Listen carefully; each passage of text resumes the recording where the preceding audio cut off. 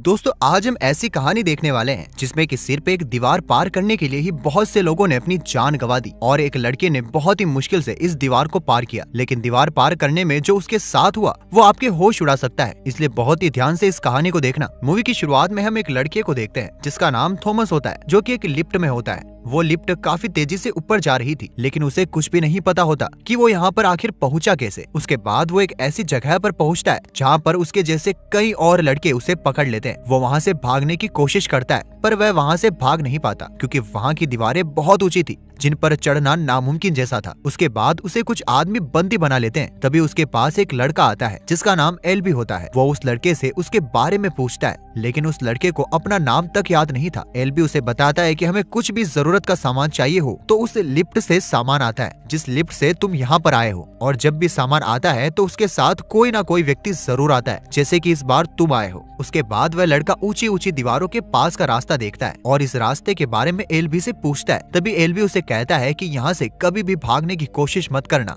लेकिन वह लड़का एल्बी की बात नहीं मानता और उस रास्ते की तरफ जाने लगता है। तभी वहाँ पर एक बच्चा आता है जो लड़के को वहाँ से जाने के लिए मना करता है। तभी उस रास्ते से दो लड़के भागते हुए आते हैं और वह बच्चा उसे बताता है कि ये मेज रनर्स हैं और ये इस रास्ते पर जा सकते हैं। यह सुनकर वो लड़का हैरान हो जाता है और वो भी अंदर जाने लगता है। तभी गेली आकर उसे वहाँ जाने से रोक देता है और एल्बी उसे बताता है कि यह लोग मुझे इस रास्ते पर नहीं जाने देंगे। उसके बाद हम देखते हैं कि रात को सब लोग पार्टी कर रहे होते हैं। उसके बाद एक न्यूड नाम का लड़का उसे बताता है कि रनर्स यहाँ पर सबसे ज्यादा स्ट्रॉन्ग है। वह रोज सुबह मेज के उस तरफ जाते हैं, यानी कि वही रास्ता जहाँ पर तुम जाना चाहते हो, और रनर्स वहाँ जाकर बाहर निकलने का रास्ता ढूंढते हैं। और शाम के समय वह दरवाजा बंद हो जाता है, इसलिए रनर्स शाम होने से पहले वहाँ से वापस आ जाते हैं। उसके बाद न्यूड कहता है कि अगर रनर्स दरवाजा बंद होने से पहले नहीं आए तो वहाँ पर कुछ है जिसे हम गिवर्स कहते हैं, जो उन्हें मार देंगे। और गिवर्स कैसे दिखते हैं ये बताने के लिए आज तक कोई जिंदा वापस नहीं लौटा। उसके बाद न्यूड उसे बताता है कि रनर्स को 3 साल हो गए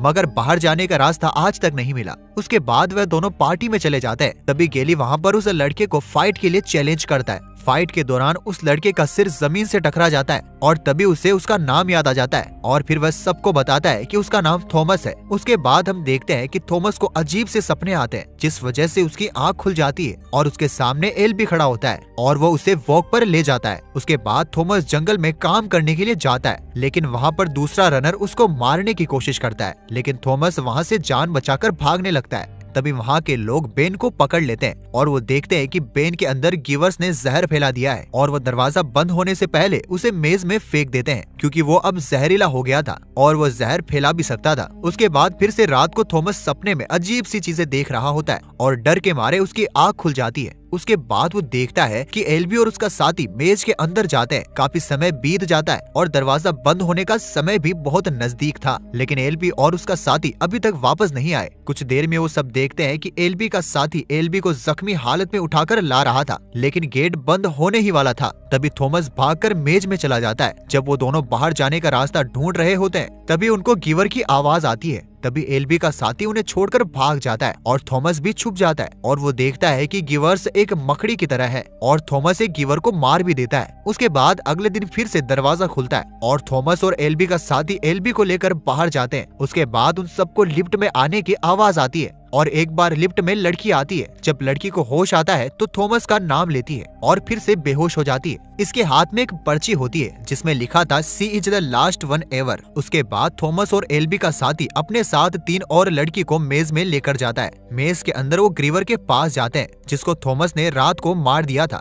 उन्हें गिवर के अंदर एक डिवाइस मिलता है जिसपे कीपर 7 लिखा होता है। उसके बाद हम देखते हैं कि न्यूड थॉमस को रनर बना देता है। मिन्हो थॉमस को मेज का मैप दिखाता है, उसमें एक 7 नंबर का रास्ता भी होता है। तभी उसे पता चलता है कि लड़की होश में आ गई है। उसके बाद वो थॉमस को बताती है कि उसका नाम ट्रेसा है। उसके बाद वो थॉमस को 2 इंजेक्शन देती है और थॉमस उसी इंजेक्शन को एल्बी को लगाने लगता है। तभी एल्बी थॉमस का हाथ पकड़ लेता है, लेकिन पीछे से ट्रेसा आकर एल्बी को इंजेक्शन लगाकर उसे बेहोश कर देती है। अगले दिन थॉमस मिन्हो के साथ मेज में जाता है और 7 नंबर वाले रास्ते पर वो डिवाइस एक्टिवेट हो जाती है और उन्हें रास्ता दिखना शुरू हो जाता है। तभी वो चलते चलते एक ऐसी जगह पहुंचते हैं जहां डिवाइस में कलर रेड से ग्रीन हो जाता है और सामने से दीवार खुल जाती है। वो देखते हैं कि सामने एक और दरवाजा है, लेकिन वहाँ पर मेज बदलने लगता है और वो दोनों जान बचाकर यहाँ से भाग जाते हैं। जब वो वापस आते हैं तो थॉमस को पता चलता है कि एल्बी को होश आ गया है और एल्बी कहता है कि ये सब थॉमस की वजह से हुआ है। तभी बाहर हड़कंप मच जाता है और सभी दरवाजे खुल जाते हैं। थॉमस सबको वेपन्स देकर छुपाने को बोलता है। तभी वहाँ गिवर्स आ जाते हैं और इस लड़ाई में इनके काफी लड़के मारे जाते हैं। अब हम देखते हैं कि थॉमस चंक, न्यूड, ट्रेसा और एल्बी को लेकर एक हट में जाता है, लेकिन तभी गिवर्स एल्बी को पकड़ लेते हैं और एल्बी जाते जाते थॉमस को कहता है इन सब को तुम ही यहाँ से निकाल पाओगे। उसके बाद गिवर्स वहाँ से चले जाते हैं। गैली इस सब के लिए थॉमस को बहुत बुरा बोलता है और उसे मारता भी है और थॉमस ग्रीवर के स्ट्रिंगर को खुद से मार लेता है ताकि उसे कुछ याद आ सके। उसके बाद उसकी आंख उसी जगह खुलती है जहां उसे कैद किया गया था। मिनो और न्यूड उसे बताते हैं कि गैली ने कहा है कि अगर कोई थॉमस का साथ देगा तो उसे भी बंदी बना लिया जाएगा। उसके बाद थॉमस को सब कुछ याद आ गया था और वह उन्हें बताता है कि इस मेज को हमारे ऊपर एक्सपेरिमेंट करने के लिए बनाया गया है और वो बताता है कि मैं और ट्रेसा भी इसकी एजेंसी में ही वर्कर थे। अगले दिन हम देखते हैं कि गैली थॉमस और ट्रेसा को मारने लगता है, लेकिन न्यूड और मीनो की मदद से गैली को जख्मी करके ये बच जाते हैं। उसके बाद वो कहते हैं कि ये लास्ट चांस है यहाँ से भागने के लिए और तभी गैली और कुछ लड़के थॉमस के साथ आ जाते हैं। सभी उसी दीवार पर जाते हैं जो थॉमस और मीनो ने देखा था। वो उस डिवाइस से एक्टिवेट करके दरवाजा खोल लेते हैं